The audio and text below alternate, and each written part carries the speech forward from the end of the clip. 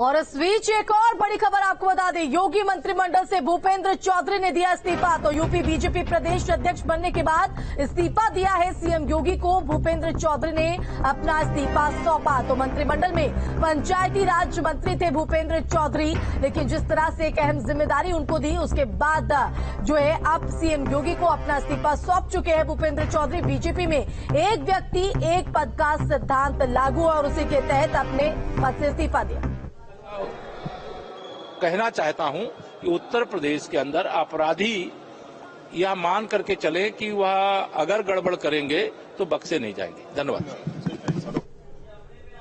देखिए, कानून व्यवस्था पर डिप्टी सीएम को आप सुन रहे थे। सीधे तौर पर उन्होंने कहा कि अगर कोई भी कानून को हाथ मिलेगा तो अपराधी बख्शे नहीं जाएंगे। तो बता दें कि अभी थोड़ी देर पहले एनसीआरबी की तरफ से रिपोर्ट जारी की गई है सांप्रदायिक सौहार्द को लेकर कि यूपी में सांप्रदायिक जो सौहार्द है वो बरकरार है। लेकिन इस बीच अब ये डिप्टी सीएम का बयान और संवाददाता अविनाश हमारे साथ जुड़ गए। अविनाश, एनसीआरबी की रिपोर्ट जारी हुई है, सांप्रदायिक सौहार्द यूपी बरकरार और प्रतिक्रियाओं का दौर भी जारी। सीधे तौर पर डिप्टी सीएम ने सख्त संदेश अपराधियों को दिया है, कानून को कोई हाथ मिलेगा तो बख्शा नहीं जाएगा।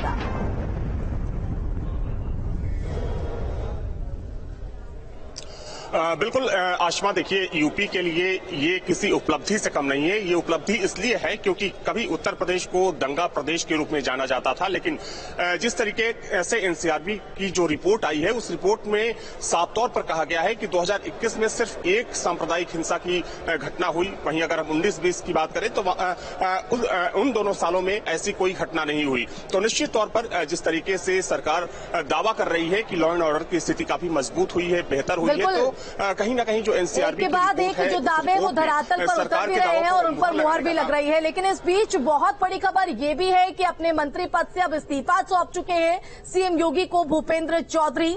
लेकिन इसी के साथ सवाल ये कि अब कौन संभालेगा पंचायती राज विभाग।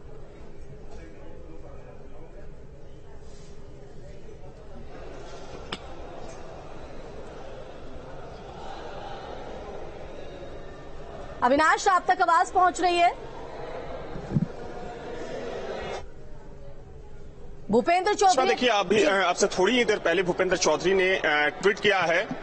जी, उन्होंने ट्विटर के जरिए यह जानकारी दी है कि उन्होंने सीएम को अपना इस्तीफा सौंप दिया है। चूंकि देखिए देखा जाए तो भारतीय जनता पार्टी में एक व्यक्ति एक पद का सिद्धांत है और जैसे ही इनके नाम की घोषणा हुई तभी ये तय हो गया कि मंत्री पद से भूपेंद्र चौधरी जल्द ही इस्तीफा देंगे। हालांकि कल उनका भव्य स्वागत किया गया।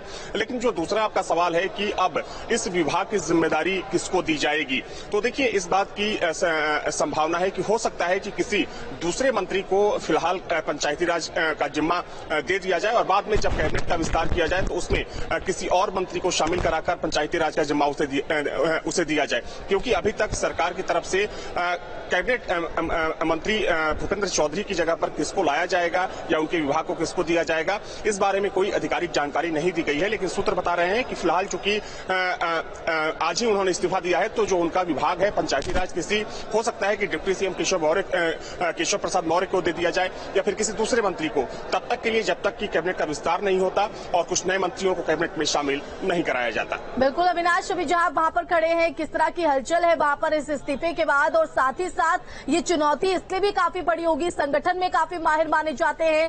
कई ऐसे क्षेत्र हैं यूपी में जिनका कहीं ना कहीं उनका प्रभाव जो है वो काफी मजबूत है, तो कहीं ना कहीं ये चुनौती बहुत बड़ी हो जाती है।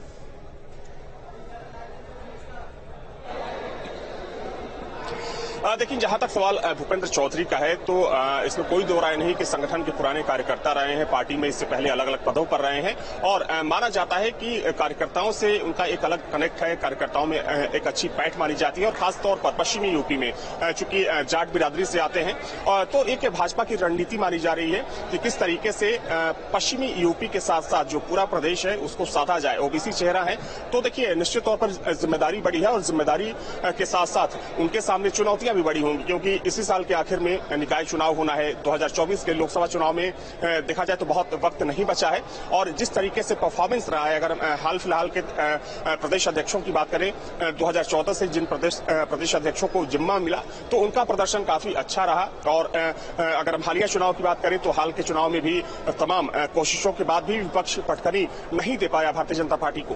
तो परफॉर्मेंस को दोहराने को, प्रदर्शन बेहतर करने की एक चुनौती होगी। हालांकि माना जा रहा है कि संगठन के पुराने कार्यकर्ता होने के नाते तमाम अनुभव है उनके पास, उनका एक अपना रणनीतिक कौशल है, जो कि दिखा भी पश्चिमी यूपी में पिछले चुनाव के दौरान, क्योंकि तमाम चीजें कही जा रही थी। बिल्कुल, और अब ये नाराज है, देखना होगा ये स्ट्रैटेजी कितना कामयाब हो पाती है। फिलहाल बहुत शुक्रिया।